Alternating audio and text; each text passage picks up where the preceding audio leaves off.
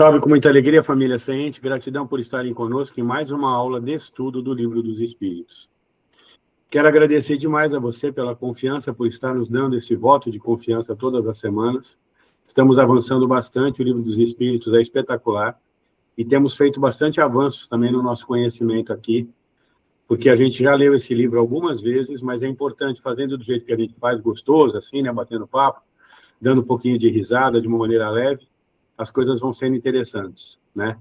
E eu quero pedir para você se inscrever no canal, deixar o seu like, comenta, faça suas perguntas. Nós temos vários vídeos no nosso canal de respondendo perguntas. E eles são sempre de pessoas que nos perguntam, seja na nossa comunidade, aqui embaixo também tem o link da nossa comunidade para você participar, seja nos próprios comentários dos vídeos. Mais uma coisa importante, aqui embaixo tem o Pix da nossa campanha, que nós estamos com a campanha para abrir a porta do Seente para a rua. Hoje nós atendemos no Midícola e não temos espaço adequado nem para fazer os atendimentos, nem também para cuidar do trabalho assistencial que mantemos, chamado Chico Xavier, onde a gente faz recepção e preparação de cestas básicas, enxovais, fraldas geriátricas, utensílios domésticos, às vezes móveis, e o nosso espaço é muito restrito, é muito limitado. Então, a gente está pedindo essa ajuda nessa campanha e também informando a você, se você é da região da Baixada Santista, nós também estamos fazendo casamentos na Umbanda, batismos de adultos e de crianças na Umbanda. E também estamos fazendo leitura de cartas.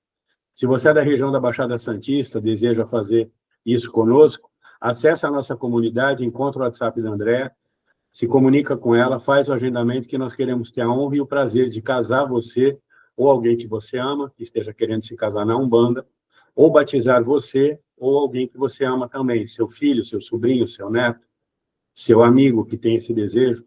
Queremos ter a honra e o prazer de fazer isso. Basta que entre em contato com a Andréa no WhatsApp, faça um pedido para que a gente converse primeiro, para explicar tudo para você, e aí a gente vai ter a honra e o prazer de fazer isso para você e com você. Certo, minha gente? Então, eu quero pedir aí para as coisas mais lindas do mundo darem o seu boa noite para a gente poder começar. Boa noite! Sejam bem-vindos em mais uma aula do Livro dos Espíritos. Boa noite a todos. Vamos lá, boa noite, William, Andréia. Vamos começar. Nós já vamos iniciar o capítulo 7. Conseguimos já chegar, hein? Capítulo 7. Se você está nos acompanhando, com certeza deve estar aprendendo muito, assim como eu. Passamos, você fez uma lembrança. Quando a gente chegou em 20%, eu falei, nós já estamos em 33% do Livro dos Espíritos, tá? Olha, eu brinquei, no final do ano a gente consegue terminar. Eu brinquei que a gente ia demorar meses, mas é assim mesmo. Vamos que vamos. Vamos, então. Então, nós vamos estudar agora o primeiro item da volta do espírito à vida corporal, que se chama Prelúdio da Volta. Vamos começar na pergunta 330. Sabem os espíritos em que época reencarnarão? Pressentem-na, como sucede ao cego que se aproxima do fogo. Sabem que têm de retomar um corpo, como sabeis que tendes de morrer um dia, mas ignoram quando isso se dará. Subpergunta. Então, a reencarnação é uma necessidade da vida espírita, como a morte ou é da vida corporal? É, certamente que sim.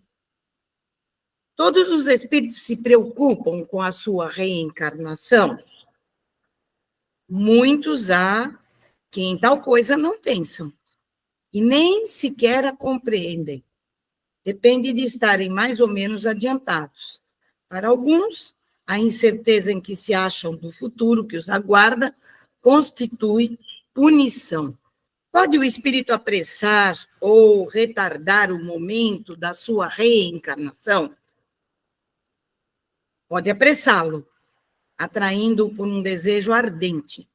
Pode igualmente distanciá-lo, recuando diante da prova, pois entre os espíritos também há covardes e indiferentes. Nenhum, porém, assim procede impunemente, visto que sofre por isso, como aquele que recusa o remédio capaz de curá-lo.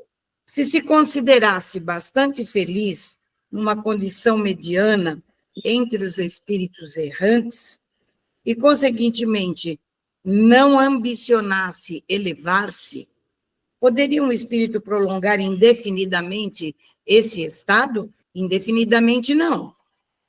Cedo ou tarde, o espírito sente a necessidade de progredir. Todos têm que se elevar. Esse é o destino de todos. Há predestinação na união da alma com tal ou qual corpo, ou só à última hora é feita a escolha do corpo que ela tomará? O espírito é sempre de antemão designado. Tendo escolhido a prova a que queira submeter-se, pede para encarnar. Ora, Deus, que tudo sabe e vê antecipadamente, sabia e vira que tal espírito se uniria a tal corpo. Sim, aí precisa se estudar um pouco mais sobre isso, que André Luiz tem até umas passagens disso, dizendo que existe até uma engenharia para o corpo que você vai usar. Se você tem determinadas necessidades até de dificuldades fisiológicas, como surdez, um problema na perna, no braço, ou determinada coisa especial, tudo é feito um mapa, é feito uma engenharia para que você possa utilizar aquela encarnação com bom proveito. Porque se não for assim, não haveria necessidade de uma encarnação com determinadas dificuldades, deficiências, ou coisas assim, porque Deus não erra. Você não vai vir deficiente porque, o acaso aconteceu de você vir deficiente. Nem não é assim. Então, existe uma engenharia genética, sim, que determina que tipo de corpo você vai precisar usar. A palavra certa seria precisar. Uma coisa muito importante, né? De novo, vamos lembrar, eu falei que vocês iam ouvir 300 vezes eu falar isso. Esse livro foi escrito há 168 anos atrás, quando nada se sabia do assunto. Então, eram informações muito básicas em relação a essa questão. Com o passar de 168 anos, milhares de mensagens e de livros já psicografados por Chico, por Divaldo, por N outros médiuns psicógrafos, e mensagens recebidas por pessoas, inclusive nós aqui que recebemos mensagens várias dos espíritos, nós sabemos que essas questões elas têm a ver com o seu plano encarnatório, que é o que já falamos em outros vídeos do canal. E o plano encarnatório tem a ver exatamente com isso. Nos dizem os bons espíritos que a gente vive exatamente o que nós temos que viver para acelerar o nosso processo evolutivo. Certa vez fizemos essa pergunta para um guia de altas esferas, perguntando a ele, para que reencarnar se você pode ter a sua evolução e fazer os seus trabalhos no plano espiritual? E ele disse, exatamente para você acelerar o seu processo de encontro com você mesmo. Porque na medida que você não sabe o que você vai fazer quando você estiver encarnado pelo véu do esquecimento, você precisa efetivamente cumprir com aquilo pela sua essência. Quando a sua essência chega a um estágio de elevação adequado, você não precisa mais reencarnar. Essa foi uma resposta que eu acho que ela é bastante coerente com o que nós sempre falamos aqui. A razão tem que ser mãe de todas essas situações. Confere? Isso mesmo. Então, vamos lá. Cabe ao espírito a escolha do corpo em que encarne, ou somente a do gênero de vida que lhe sirva de prova? Pode também escolher o corpo, porquanto as imperfeições que este apresente ainda serão para o espírito provas que lhe auxiliarão o progresso, se vencer os obstáculos que lhe opõem. Nem sempre, porém, lhe é permitida a escolha do seu invólucro corpóreo, mas simplesmente a faculdade de pedir que seja tal ou qual. Poderia o espírito recusar à última hora tomar o corpo por ele escolhido? Se recusasse, sofreria muito mais do que aquele que não tentasse prova alguma. Poderia dar-se não haver espírito que aceitasse encarnar numa criança que houvesse de nascer? Deus a isso proveria. Quando uma criança tem que nascer vital, está predestinada sempre a ter uma alma. Nada se cria sem que a criação presida um desígnio. Ou seja, não cai uma folha da árvore sem que ela esteja madura. É tudo por Deus, né? São leis. Pode a união do espírito a determinado corpo ser imposta por Deus? Certo, do mesmo modo que as diferentes provas. Mormente, quando ainda o espírito não está apto a proceder a uma escolha com conhecimento de causa. Por expiação, pode o espírito ser constrangido a se unir ao corpo de determinada criança que, pelo seu nascimento e pela posição que venha a ocupar no mundo, se lhe torne instrumento de castigo. Aqui cabe também uma colocação sobre as crianças que nascem e morrem. Elas nascem, 2, 3 dias, morrem. Por que acontece isso, né? Com certeza é um expurgo do espírito, uma necessidade de passagem e também alguma coisa referente aos pais. Com certeza, não existe nada acaso. Se acontecesse que muitos espíritos se apresentassem para tomar determinado corpo destinado a nascer, quem é o que decidiria sobre qual deles pertenceria o corpo? Muitos podem pedi-lo, mas em tal caso, Deus é quem julga qual o mais capaz de desempenhar a missão a que a criança se destina. Como já eu disse, o espírito é designado antes que soe o instante em que haja de unir-se ao corpo. No momento de encarnar, o espírito sofre perturbação semelhante à que experimenta ao desencarnar? Muito maior. E, sobretudo, mais longa. Pela morte, o espírito sai da escravidão. Pelo nascimento, entra para ela. É aquilo que nós falamos, cada criança que nasce, a gente tinha que chorar. Coitada, vai ter mais uma vida. É solene para o espírito o instante da sua encarnação? Pratica ele esse ato considerando-o grande e importante? Procede como viajante que embarca para uma travessia perigosa e que não sabe se encontrará ou não a morte nas ondas que se decide a afrontar. Olha, é tão estimulante essa frase. Poético, né? Tem vontade de reencarnar sempre. Você não sabe que mar você vai encontrar, se é agitado, se o teu barco vai virar. Ai, meu Deus do céu. Nossa, é difícil. Vamos continuar. O viajante que embarca sabe a que perigo se lança, mas não sabe se naufragará. O mesmo se dá com o espírito. Conhece o gênero das provas a que se submete, mas não sabe se sucumbirá.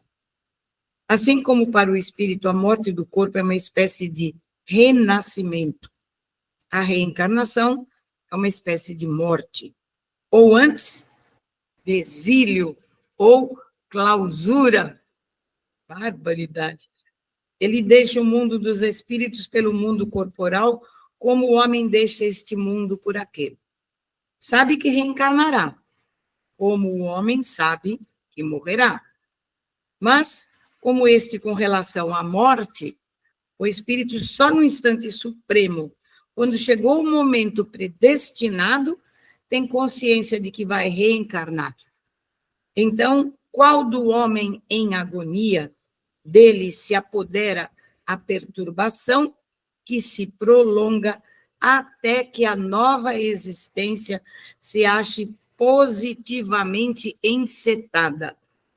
A aproximação do momento de reencarnar sente uma espécie de agonia.